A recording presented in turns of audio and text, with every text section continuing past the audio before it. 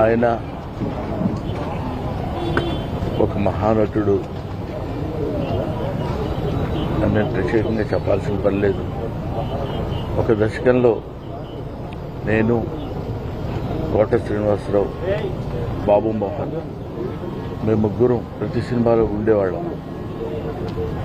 రోజుకు 18-20 గంటలు పనిచేసేవాళ్ళం. ప్రతి లాస్ట్ 40 years 4 decades-గా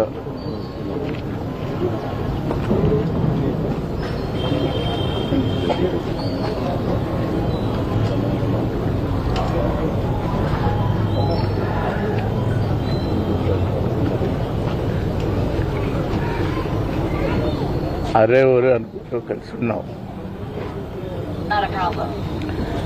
వాళ్ళ కోట లేడు అంటే నమ్మలేకపోతున్నాం.